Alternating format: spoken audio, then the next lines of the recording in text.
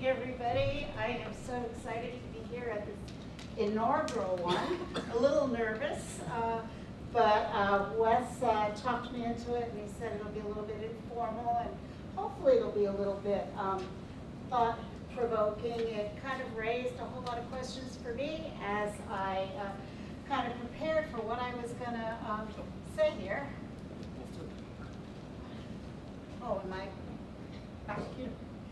Well, part of the reason why I'm excited here about this topic is that I've been doing the craft of product management for 37 years, which is a really long time. And this question, is it art or is it science, it comes up all the time. It's not a new question. I mean, we kind of faced this question years and years ago, and you know, I talked to people all the time about it, and so Wes and I came up in just a casual conversation. We said, wow, this could be just an interesting topic for the first product tank here. So I like to say, is it, you know, a little bit of Oprah? Is it a little bit of Spock? Is it a little bit of both of them? And that's what we're going to kind of talk about. So I already said I've got 37 years practicing the craft of product management. And normally I wouldn't go into detail about my background, but I want to do it in the context of some of the stories that I want to share.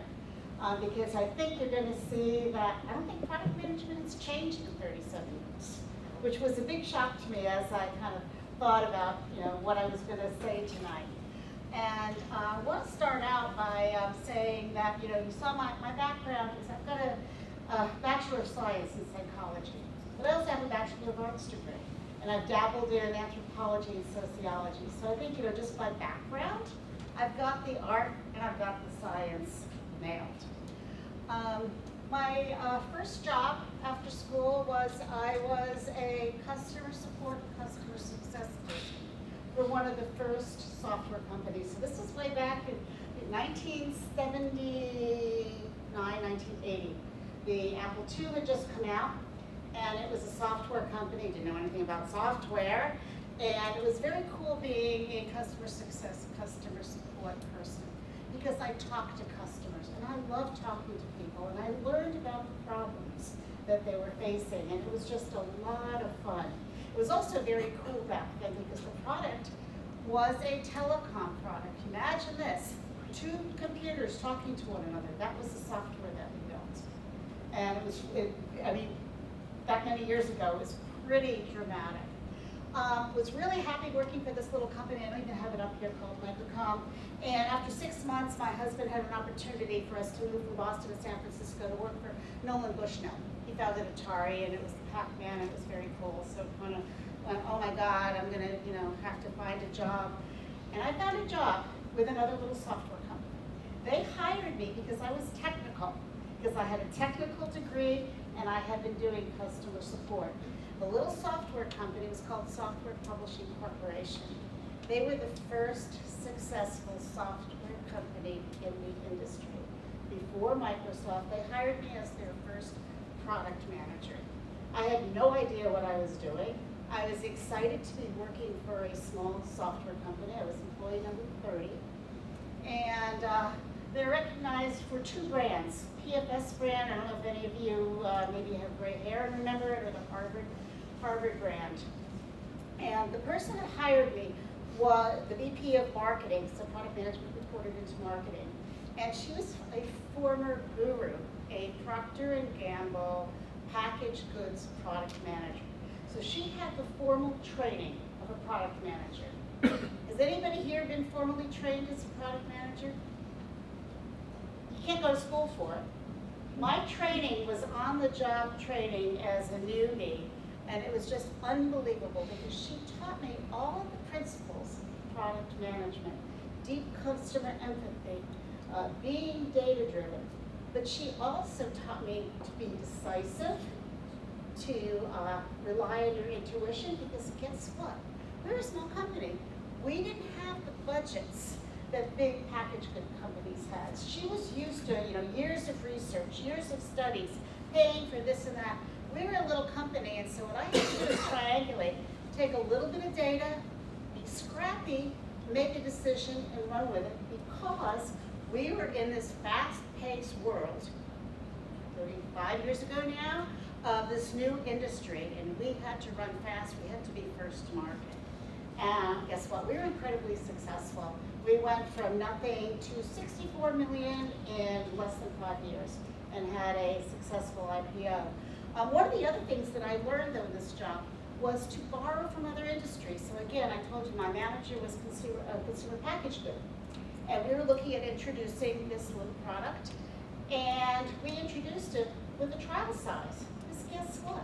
Computer packaged goods use trial sizes all the time to introduce new products to the market.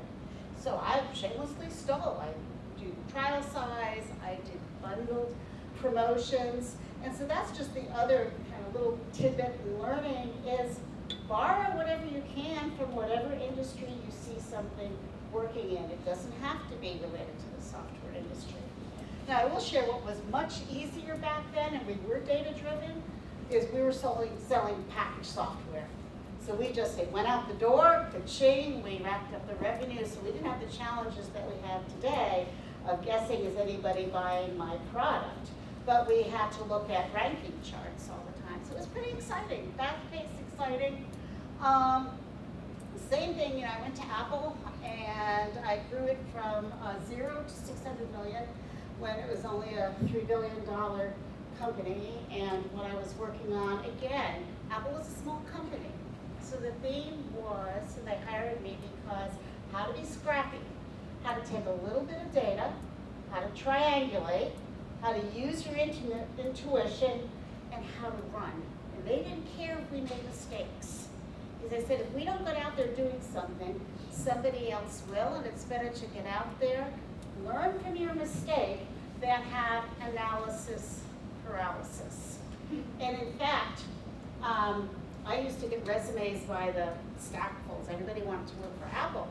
And the way I would hire the product managers working for me is I would give them a little quiz, basically. I would show them a chart, and it had 3 graphs, 3 lines on it, from 3 different research firms that I was tracking, how they were projecting our market growth. And I asked, these were all MBAs, and I'd ask them, what is this telling you, and what would you do next with the data here? And if someone pulled out their calculator to try to want to do calculations, this was before PCs or before smartphones, they were out the door. I was looking for someone that could think and ask questions and say, well, what is this about this one research firm? Why is this line going this way? Why is this line going this way? So I was looking for people that weren't afraid to ask questions rather than trying to do some analysis. So who else do I have up here?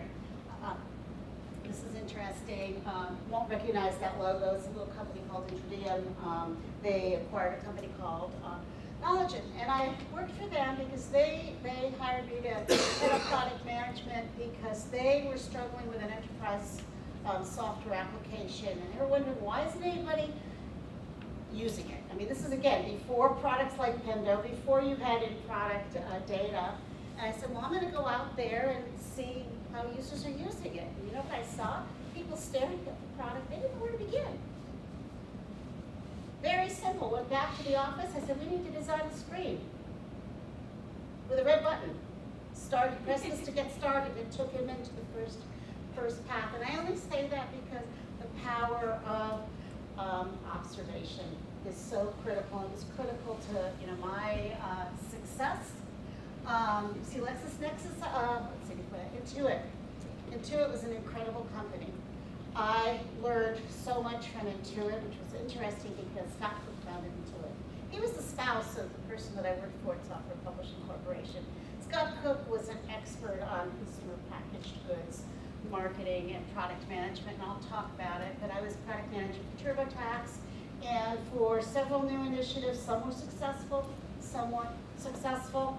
And I'm happy to talk, if I don't remember to talk about it later on, I'm happy to answer some questions about why they were successful or were not.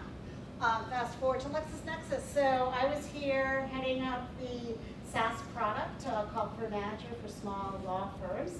Wes inherited it after I left. And it was an interesting journey. It was a journey of what not to do with data and regrets related to data, and the product is no longer in the market. It was an incredible product. We got lots of user input into the product. It was probably one of the most beautifully designed products I've ever worked on. It was late to the market, and we were not looking at the right metrics when we first released the product. And that's a theme you're going to be hearing, because it's one thing to collect data. We had data. We had some terrible data, we had some good data, but we had a fatal flaw right from the start. We weren't looking at the right metrics. Let's see. So, speed of market. So I said, things hadn't changed in 37 years. When I started out at software publishing, so the industry was running fast. We had to make decisions. Well, guess what? You talk to anybody today, the industry's running fast. We've got SaaS, we've got Internet of Things, we've got cloud. It's all about who's first to market. Customers now today can make decisions even faster. And if they don't like your SaaS product, they just go to the next company because they're not necessarily signing long-term contracts. So while you've got better tools today, you've got tools like Agile, which I wish we had, methodologies like Agile. You've got methodologies like Lean Startup to minimize risk. The basic challenges of product managers, they haven't changed in 35 years. It's understanding your customer, understanding data, understanding what you need to measure, and not being afraid to make a decision. Let's go into that a little bit more. But before I do, I know Wes already asked, so I'm not going to ask you to raise your hands, but I thought this was really interesting. Alpha did a survey this year. 80% of the market, less than 6 years of experience. 1 to 3 years, 50% of the market. So for those of you, a lot of 1 to 2s, you raised your hand. Hopefully I'm instilling in you the belief that it doesn't matter if you don't have a lot of years of product management. If you're doing the right things, and hopefully I'll tease some of those up, you can be successful. It's kind of knowing what are the things that you need to be using and looking for. I did want to ask, though, this was also part of their survey, and just a show of hands, how many of you are responsible for setting roadmaps, making roadmap decisions? So very consistent.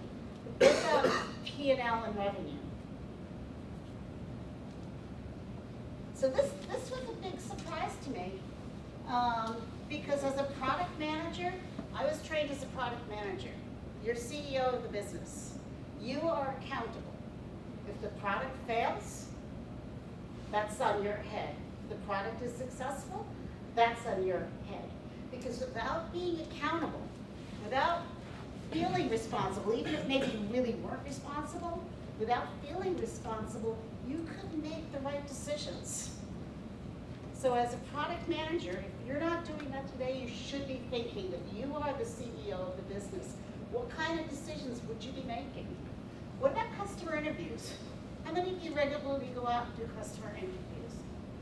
Oh my God, thank you. That is so wonderful. That is the core, and you'll hear me talk more and more about it. If you do nothing else, getting insight from customers is the most important thing that you can do.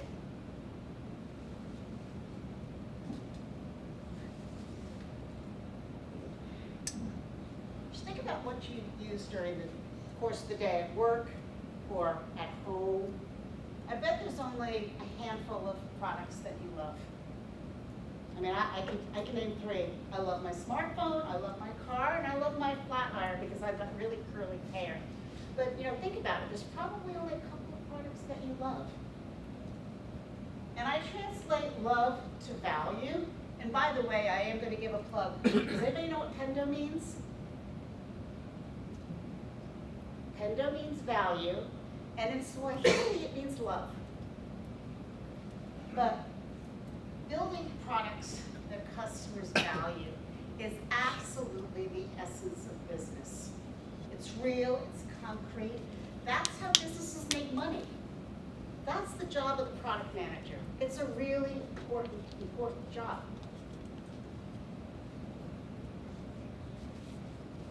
And yet, it's really hard.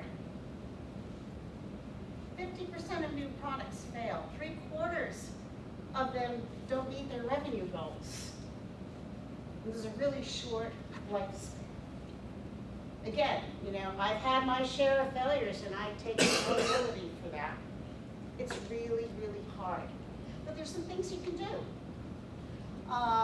And with great product management, you can really take your product to success.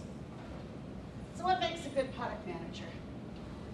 Let me go back a second. A lot of folks think product managers are the center of the wagon wheel. That's how it was described to me when I first started out. Because you're managing cross-functional teams. You're managing, all of those functional areas. How many of you are responsible for cross-functional team leadership? So a lot of folks think a great product manager is really a generalist because you've got to do so many things. I'm not so sure though. So I love this. I can never get the hang of it. Yeah. A lot of folks think product managers are polymaths. That you really have to have deep specialty across a lot of topics. How many of you think that? Interesting. Okay. And then there's a lot of folks that think product managers are clairvoyant. I worked for John. I loved his holistic quote about product management. I mean, he truly believed in the concept of you have to have the art and science go together. He was incredible. He wasn't clairvoyant. He, like there were other folks like Jeff Bezos, Henry Ford, you know what they were really good at?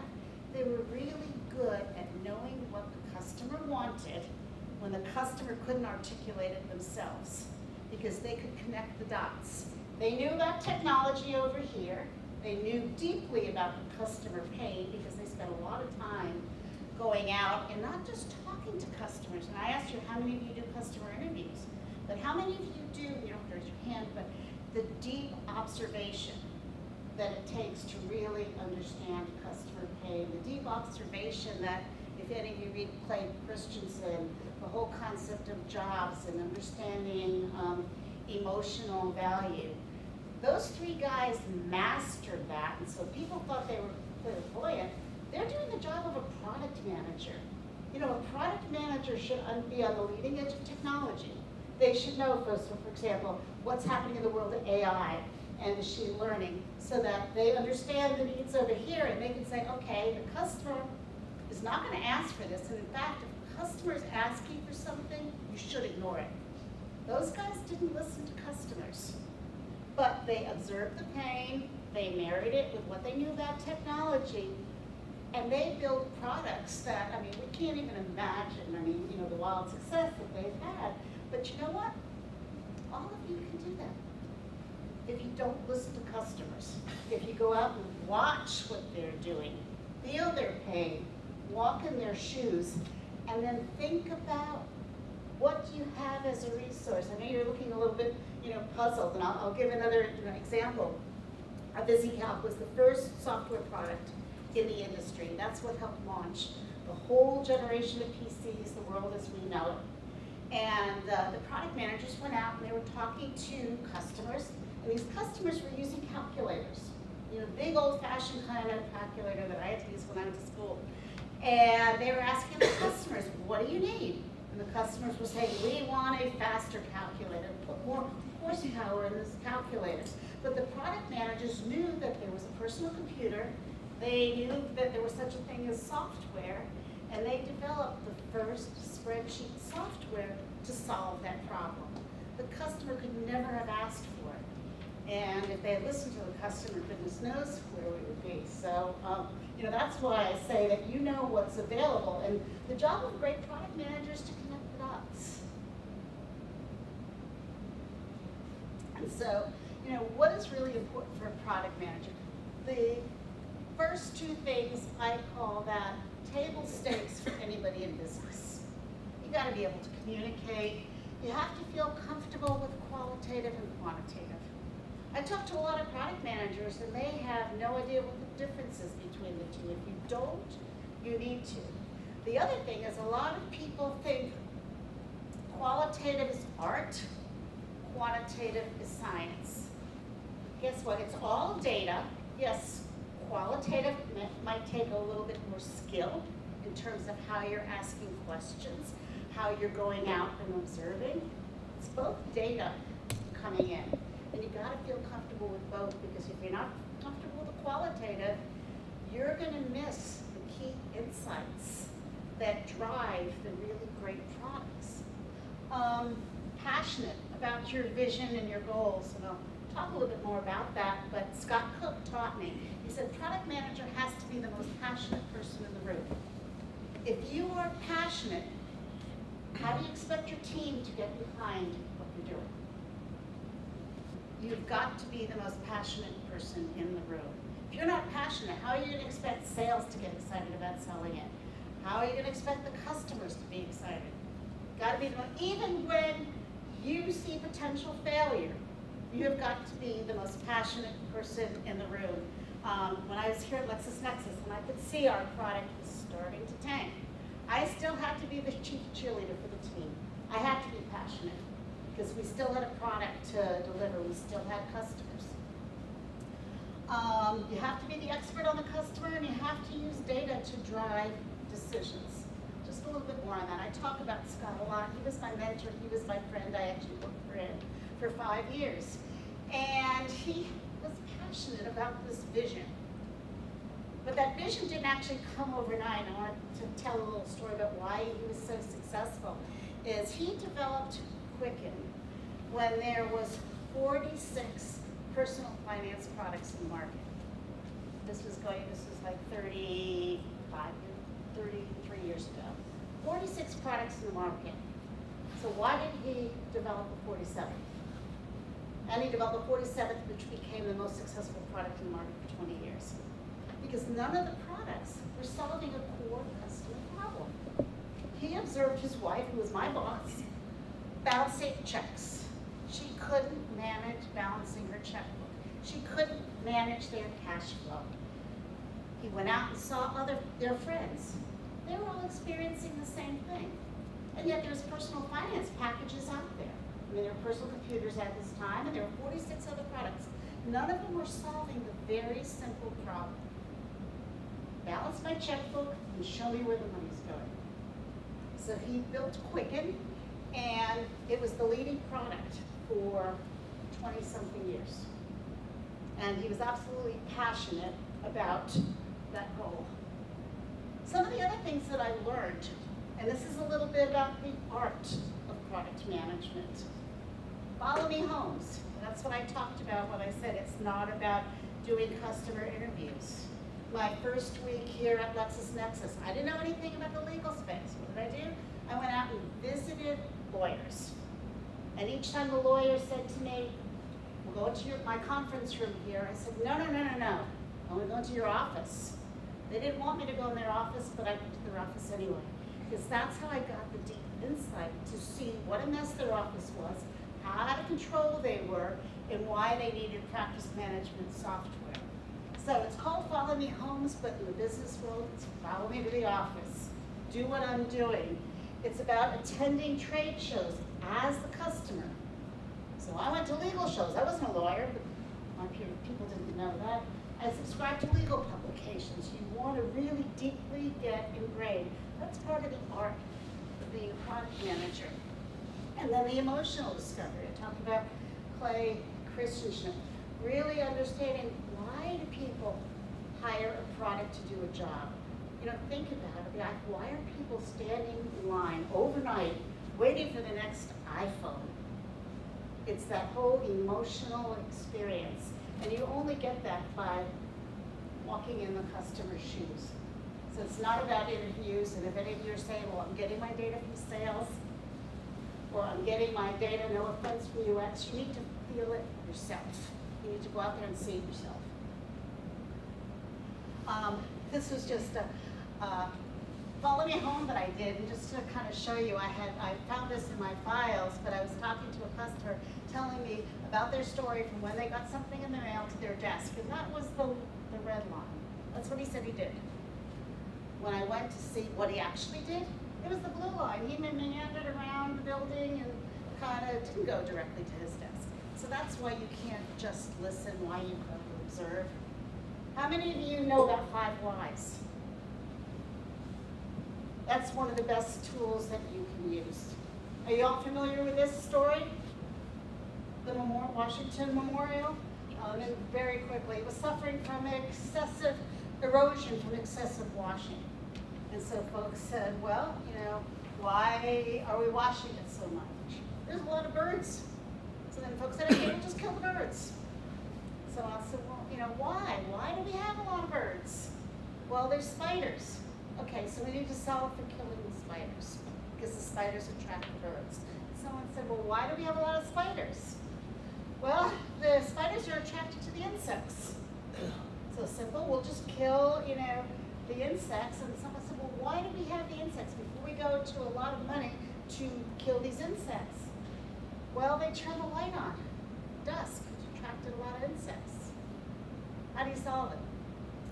Very simple problem, but they were looking at all these expensive ways, which is why you really need to keep asking the whys, because it's just amazing what you will find out. And I call that also an art, because it's scary sometimes. It's scary to talk to people. It's scary to ask why.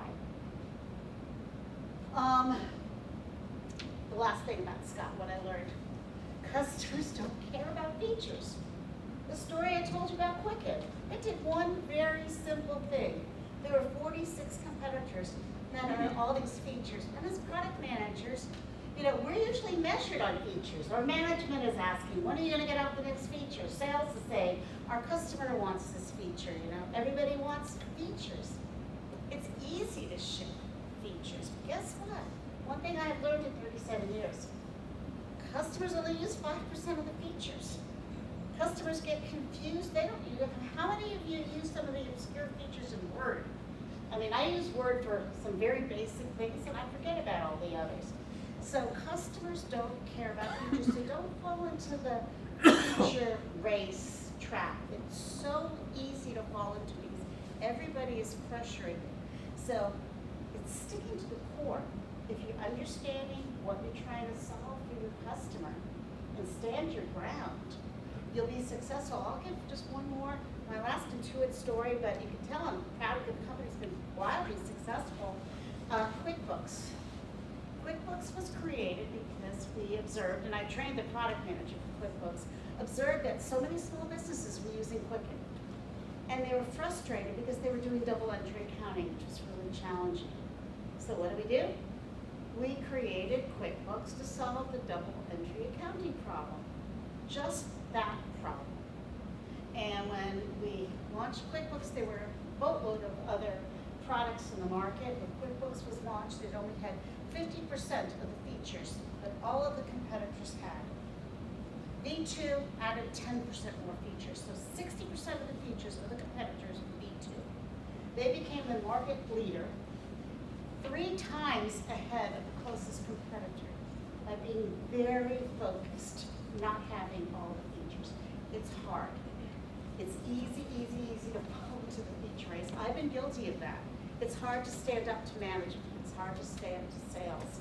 But products are very, think of Google even. When it first started out, all you had was that little box. It didn't have Google Docs and Google Slides. They've added that all afterward. Very successful, being very simple.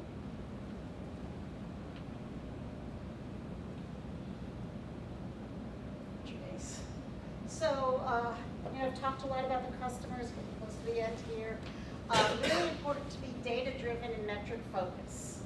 And what do I mean by that? First of all, I think a lot of people confuse data and metrics. Data is all this stuff that you're gathering in. Everything that you're pulling in, it's the data from customer visits, it's the data that you're getting from in-product tools. Another pitch for Pendo, but I can say it because I brought Pendo in when I was at LexisNexis. Too late to solve. I wish I had known about them earlier. I brought them into Citrix, and that's one of the wonderful things today is that you have in-product tools, but being able to gather the data and then know what it is you have to measure. And that's where I see so many product managers tripping up, is in the measurement component, not knowing what to measure and is it the right thing that they're measuring. And I'll kind of give you an example of what I mean by that, because I fell into this trap too. Was when you're first launching a product, your executives are excited, everybody's excited, the board's excited, they want revenue, they want customers, revenue, customers. And you're focused on that. And you lose sight of the fact that you've got to build stickiness first. Because if no one is going to stick, you're signing up all these customers, and they don't stay. They sign up and leave, you're dead in the water. So it's knowing what are the right metrics for the stage of the business you're in. That's a little bit of the art. And the science is making sure you're gathering the data and making sure you know what you're measuring. Measuring is important, but you need to know what you're measuring and being able to take action on it. So again, data is foundational. Without the data, it's just your opinion. And when you're faced with lots of data, that's where intuition really kicks in. I mean, that's what helped me early on. Had this data, I needed to make fast decisions. You know what, you might not be 100% right, but moving fast, making a decision is better than being paralyzed. So, is this art or science? Personally, I think it's both. And I think a lot of people think data is just science, but data has its art component as well. So that's basically wraps up what I was going to talk about.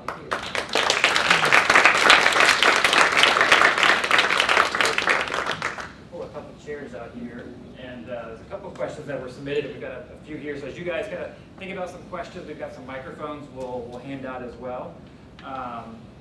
So we'll tee up a couple ones for you, hopefully to kind of get the conversation started. But and so I've got a couple other questions I wrote as we were going through. So thinking about it, I guess. So you mentioned like the different methodologies that are out there, lean startup, and some of those that. And when I think about lean, I think about like build, measure, learn. It sounds an awful like the scientific method. And there seems to be maybe it's a process-driven approach that we're trying to take to PM, like trying to instill more processes with lots of flavors of those. And I guess the question for you is our effort to reduce the failure rates, to be more successful, are we driving more towards like the science and repeatable processes? And if so, is that going to drive out the art, or how do we find that balance? So great question, a lot of components to that. I guess let me just try to tease it apart. Well, first of all, I think process is really important in product management.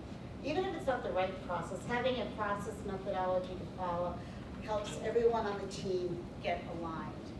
As it relates to lean startup, the reason it was created was to minimize risk that what you're launching will be successful and won't fail, because in the old days it was waterfall, you'd write requirements, hand it over to engineering, a year later they launched something, you missed the market or there was a fatal flaw. So Lean Startup was created to test your riskiest hypothesis first to minimize risk.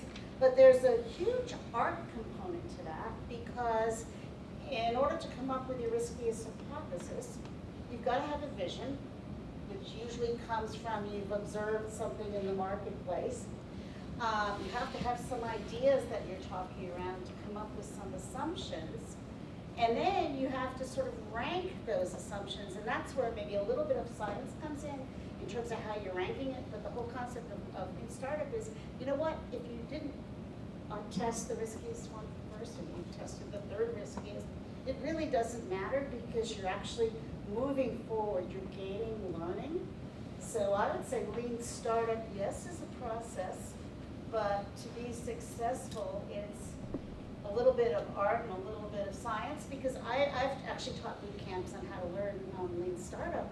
And the way we start doing it is by going out and talking to users to try to come up with a problem.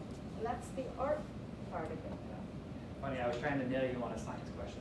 You still somehow got it back to art in the end.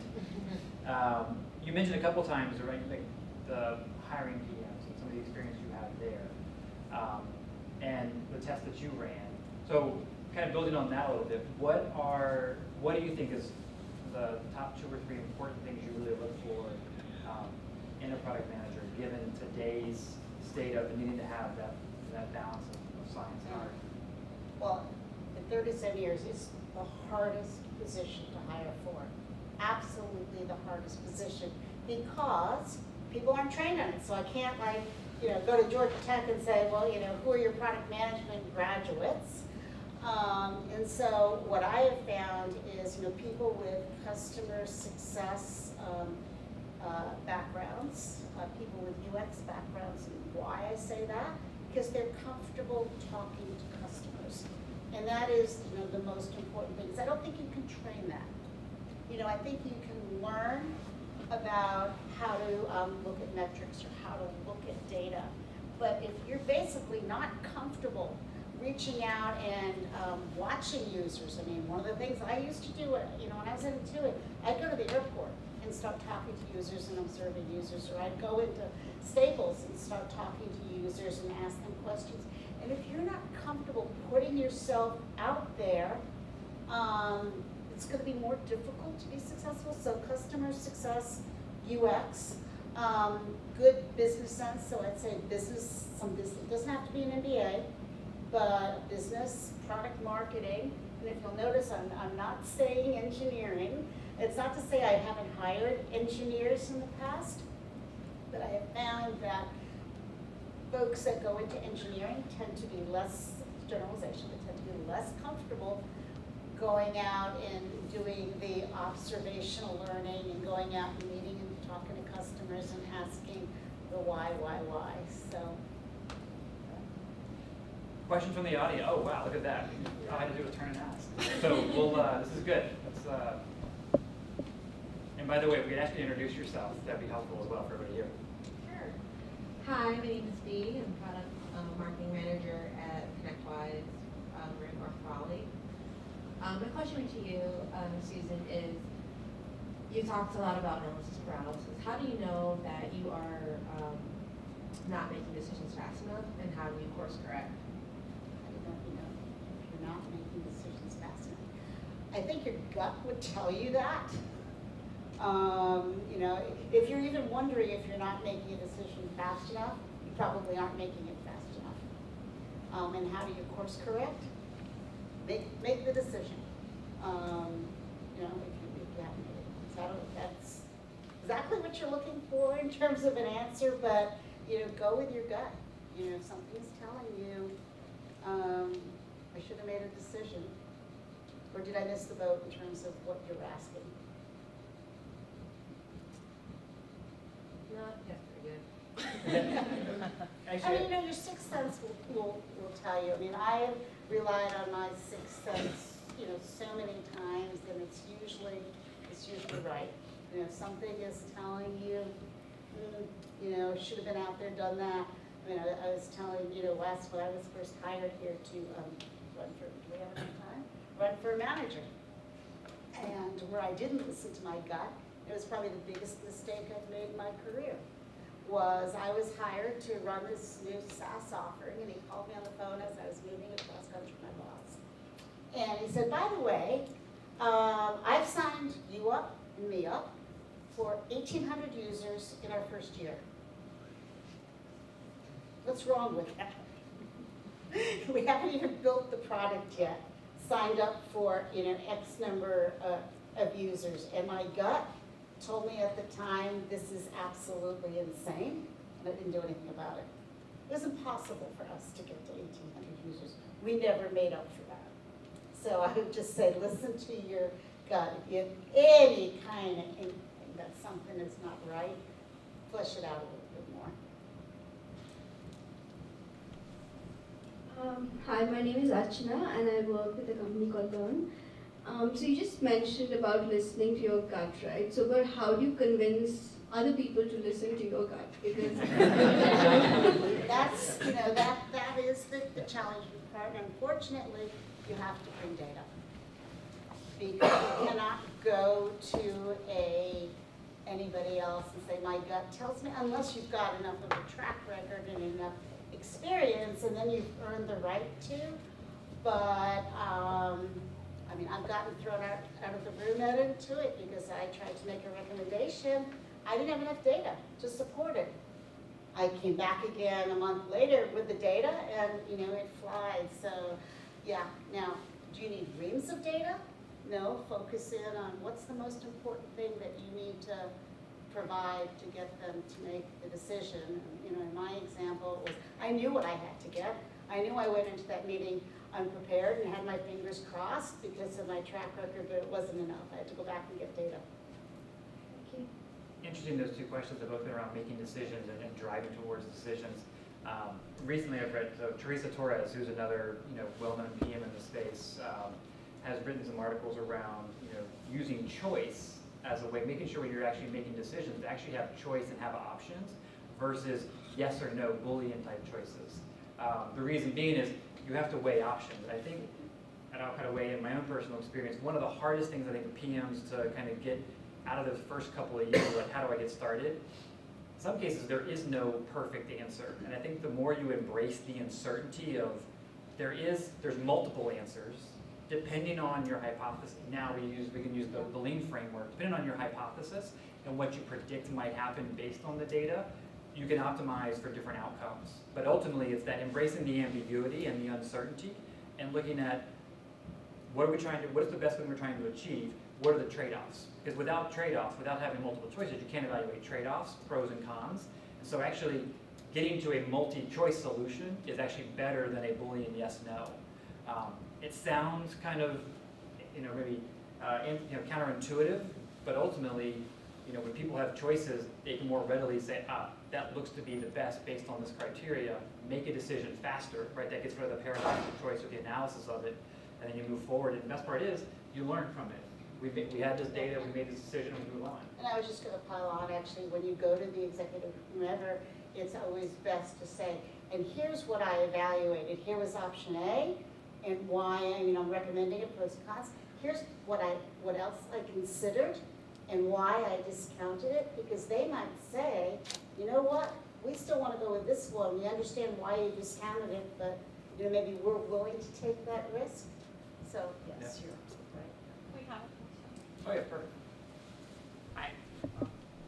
I'm Katie King. I work at a company called Social Code. You guys are already kind of naturally getting what my question is, so I just want to kind of like take on the same train of thought. So you spoke a little bit about the trap of falling into like the feature factory world. You spoke about having the right metrics that you're driving towards.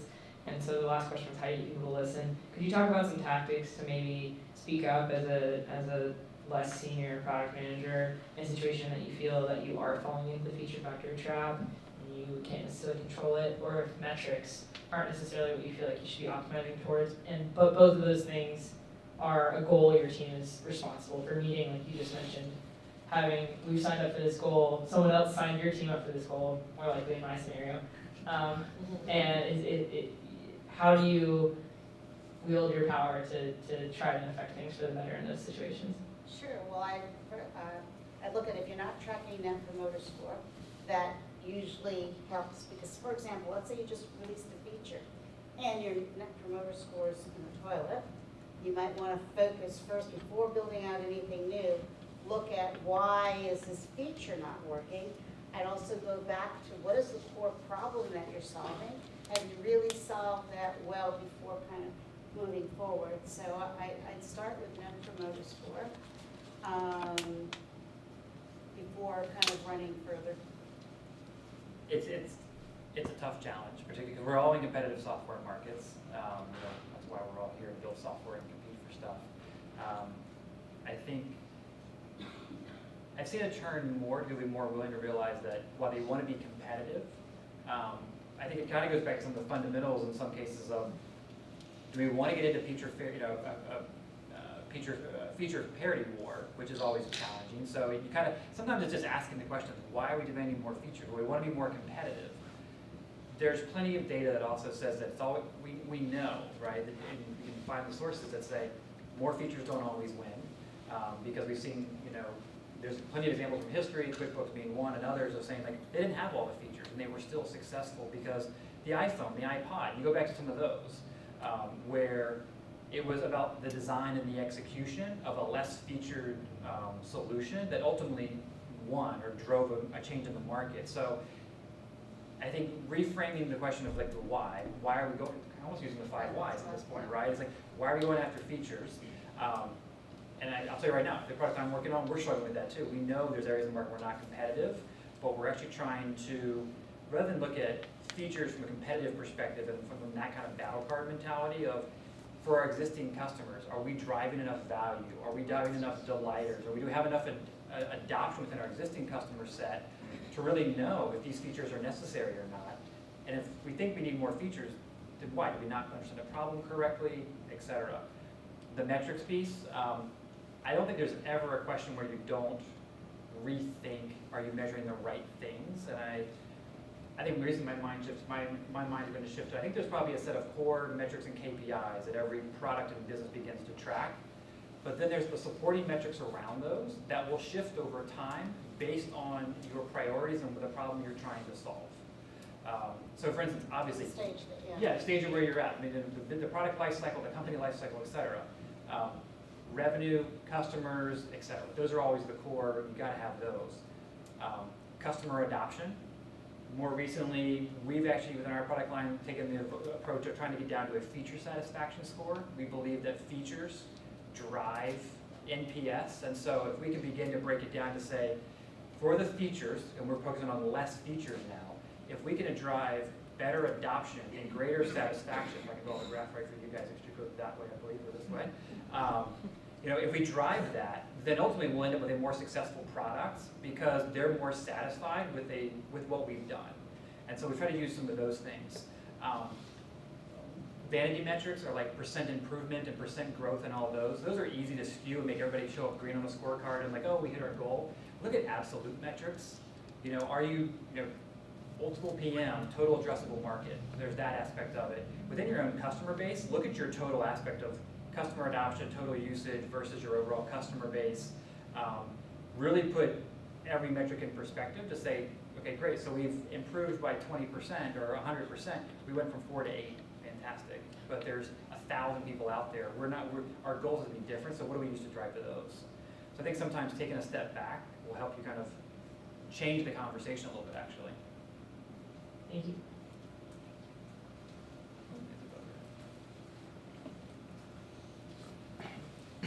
Hi, I'm Tanush. I work at Lexus, and I wanted to ask Susan, in your many years in product management, how do you feel about the evolution of this new stream of product management called the technical product manager or the internal product manager, who's more team-facing versus Wow. and we have a lot of those roles at Lexus, by the way. So how do you deal with the uncertainty that the person who's talking to the customers, who's quote-unquote the external product manager, is not the same person who's making tactical decisions with the development team on a day-to-day basis? So what you send in as requirements might not be what you see coming out a year later, which is kind of the waterfallish.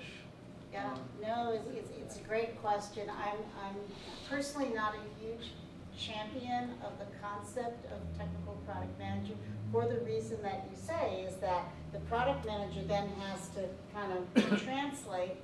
The way I've solved that and what I would encourage you to do is go out with the product manager.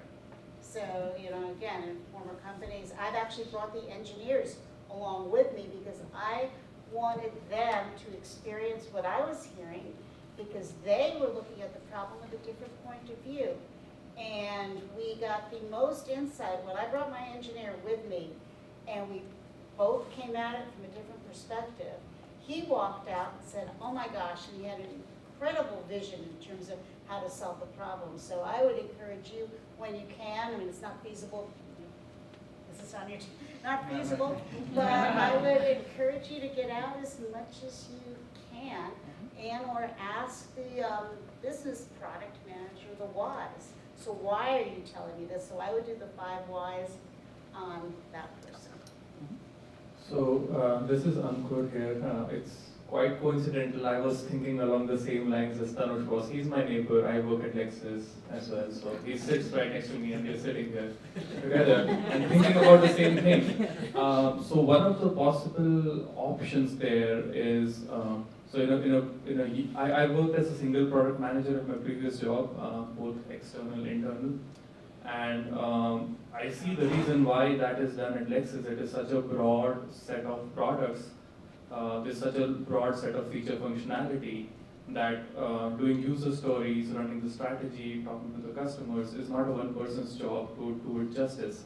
So have you seen in your in other places that if you were to divide this, you would brief down the feature to such a brief little chunk that the same person is able to play both the roles of internal and external? I've seen it done both ways. So I've seen it where you are breaking it down into smaller chunks. I mean, the challenge then is it's always easier when you have one person prioritizing, and so then you're going to be presenting a priority versus he's a priority, and then it has to get escalated possibly upward. So it's not usually the best way to run the business. So I would try to figure out how can you ask the 5 whys of the product manager and find out how you could get out. Maybe it's once a quarter, maybe it's not every week or every other week. And then also bringing customers in. It's not the same as seeing them in the environment, but bringing customers in to talk, you also kind of, at least it brings the persona home. And that's the other thing, if your product managers and product marketing folks aren't creating personas, I mean, that's what helps bring that customer to life. Thank you. It's kind of like there's a couple of thoughts that came to mind. It's like, so there's never anything bad with bringing, you mentioned bringing a customer in. I know I've worked on teams before, we've actually taken developers with us, as much as you've done. And of course, the more customer insight, the more customer empathy the overall product team has, right, that broad product team has, the better success you'll have overall, because more people will understand and have some relatable experiences to that. Done both, brought them in and taken part of the team out as well. I've also been in organizations that have also, outside of LM, that have struggled with the PM, PO, insight, technical, kind of trying to slice the PM role because products do get big and do get complicated. For those that are working in enterprise software, that's one of the natures of the beast. Like enterprise software gets big and messy really fast. The interesting thing, I think that the Roman Pigler writes articles about this, like the different, the trade-offs you make. And in some cases, it depends on the organization how they do that. The biggest thing to worry about is strategy decisions and tactical decisions lining up and keeping that empathy and that voice going all the way through. I blame the rise of some frameworks that kind of called out the product owner as a dedicated role. Another resource, a lot of young product managers, Melissa, what's her name? What's also last name? Melissa Jean? No, there's another PM that has a group. She's done Mind the Product events and others. She actually had a blog post on Medium a little while back about, product owner is a role that a PM serves. And so that's her take on it, was the view of, product owner fits into the SAFe and the Agile framework, and it's the responsibility to drive work into the teams. But product manager is the role, is that, or is the job that you do. You're a product manager, and product owner is just merely one of the roles that you serve in the Agile world, right? So it's that, and this probably might mind what other topics we have in the future state of, are you a product-driven development shop or product company? Are you a development-driven organization? Where the centers of excellence, the centers of power live in organizations ultimately kind of drive organizational design and kind of who does what and how it's done. I see some heads nodding, so people have experienced that in a couple of different roles. But I think people kind of begin to actually tie that back to the rise of that product owner and it kind of got misconstrued. I think people kind of realize, like, wait, hang on, in isolation, that's dangerous, because if you're only internally focused, you lose sight of this, and you end up with a very inside-out view of your product.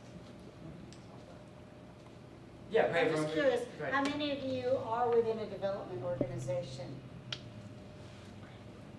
And then how many, are any of you where product management reports up to marketing?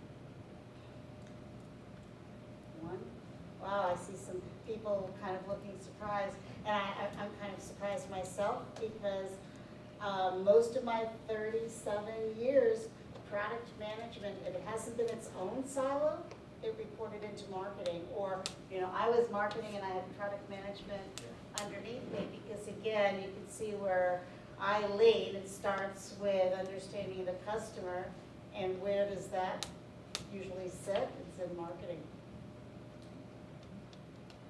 Interesting. Any other question, and we'll do a little wrap up at the end, we'll get some feedback on something. We got a question up here.